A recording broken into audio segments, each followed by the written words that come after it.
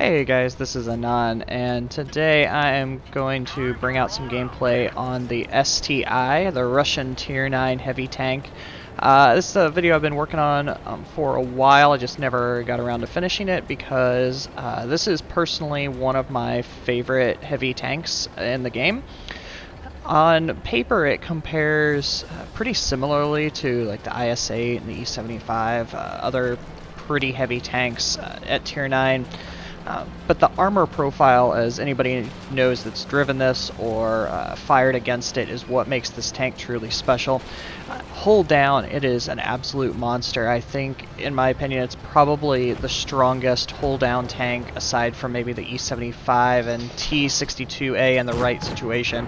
It's just a really large turret that gives you a lot of flexibility to kind of maneuver your gun around while having extremely few weak points. It's just amazing armor. Most tanks, once their hull is down, have a few weak points in it, like a commander's hatch or cheeks that can be penned with heat, but the STI has a very, very small weakness above the commander's hatch that's extremely hard to penetrate unless you're at very close range, and even then still probably need to use Pramo. And otherwise, it's pretty much just a monster. Even the hull itself is really strong as well.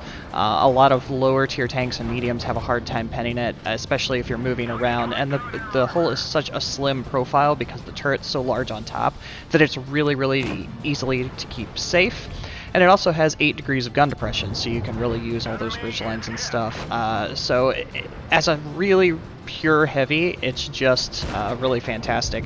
Obviously the mobility is going to be a little bit poor on it, like you would see on any tank this heavily armored, but it's a pretty good trade-off, especially if you can get yourself in good position. Anytime you're wanting to use a tank that really has armor as its #1 weapon, positioning is extremely important, and that's why you can see right here on Lost Temple that even though I've pushed back the main threats, I'm still staying up here. Does it mean I'm firing my gun non-stop? No, but I'm also being very patient because of it. And I feel like heavies, depending on matchmaking, are really important to stay pretty patient with because you need to keep those advantageous positions.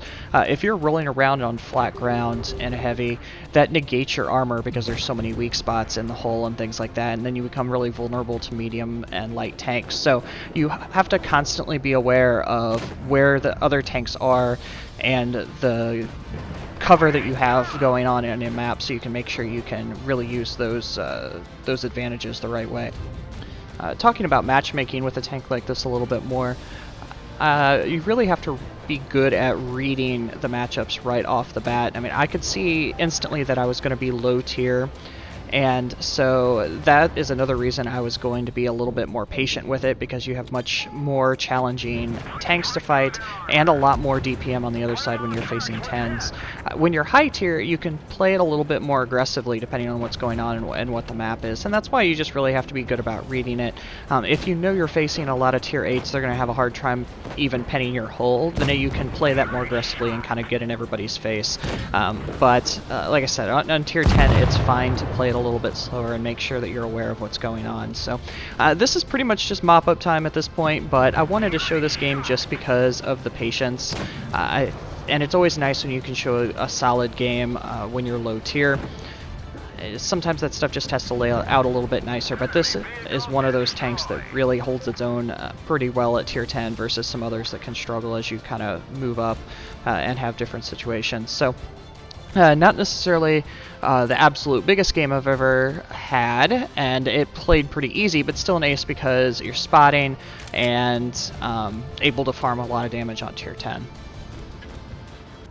Okay, so moving on to another battle here that's going to show kind of a more controlled aggression environment for a tank that's heavily armored like this. So I don't normally like to go bridge, but seeing the matchup, I decided it's a good idea to do. Plus, this tank is so slow.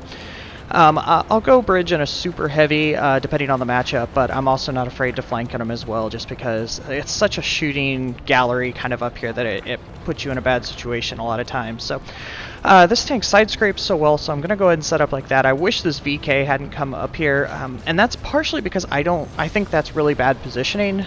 You have to poke your nose out at an angle that's really easy to pen to use that rock like that. I would much rather be in a side scraping situation. You just have to be aware, because if something comes up to the right side of the bridge, you're not side scraping anymore and you're giving them a very penetrable angle, and you can roll back and kind of reset a little bit. So I'm going to start this battle pretty much how I would any other, in that I want to conserve as much as my hit points, keep myself in a advantageous position, and just try and whittle down their hit points. I don't like to roll down into this little valley like a lot of my team has, because unless you have some really good gun depression, it's hard to get shots without overexposing yourself. So my team is rolling down there kind of anyway, because they keep poking out and getting shot and get frustrated and roll down. But the way this battle is kind of set up, it's good to stay kind of right here now and let the other team try and make some mistakes. I can see that a lot of them have dropped down to my left, and so I assume they're going to start to come up through the middle a little bit, but until then I'm going to go ahead and keep just taking the shots that they give me and conserving hit points. This battle I do a really good job, I think, of conserving hit points. I'm just not giving them easy shots on me, and you know, you can take that for what it is. I think sometimes it's easy to say that I'm using my team to kind of take shots, but I'm just making myself a difficult shot, and if they're going to roll out and lose easy hit points, I don't consider that a problem for my playstyle, because they're probably not going to be around late no matter what. A lot of those players are going to push forward no matter what. So again, taking the easy shots. I wanted the hit on the E75, but because of that angle, that was going to need to be a high pen roll. And it's good that I've gone ahead and stayed up here in a good position, because this is starting to look a little rough. I can see on the map they're starting to work around to our flank, but I don't want to give up on this side because my teammates are now behind me. I know that it's pretty much my job to hold all the tanks on this side as long as I can, because otherwise they'll be able to roll right up over and give us a lot of trouble. So if I keep putting shots into them and continue to bounce like I've been doing and holding onto those hit points, it'll slow them down when they do make that decision, because they're not really sure what I'm doing. Okay, so when this other teammate falls, and now we're in a 2 versus 6, I pretty much have to turn because they're going to start pushing in here. And luckily I have a Jagdtiger, which has got great DPM, so if I can hold stuff in space, then I can let his gun go to work. I was going for the track shot on the lightweight, but unfortunately missed, but still, he's gotten really low, and I'm able to go ahead and get rid of that. 2 versus 5 is better, especially with some of these hit point pools. I'm rolling up like that because that's essentially a side scrape because of the position of that rock. When I start to feel shots coming from behind me, I know that IS-8 is starting to push, which has a lot of health, and that's why I go ahead and use that aggression. So now I'm going to go into a full-on face hug on this E75, because he's going to have a hard time penning my hull at this angle. If he aims really carefully, he might be able to get my commander's hatch, but I'm just watching his gun. If that gun goes up, then it means that's what he's trying to hit, and I'll be a little bit more careful about how I'm dodging. So, able to fight back really hard there, and I'm going to push forward now because I know that IS-8's got a lot of health. Last time I saw him, I think he had only been shot once, so at most he's been shot twice, and I don't want to run into a time problem on this, on the cap. And an RU is going to be really difficult to hunt down in a tank like this. So I'm just watching behind me, watching for that IS-8 to pop up, while seeing if maybe I can get a lucky shot. And honestly, that was what that was. That was a really, really lucky shot. So the IS-8 pops up, and you see me start to pull forward at an angle, and that's because, again, I'm trying to kind of reverse scrape off of that rock and hoping he won't get a good angle to penetrate me.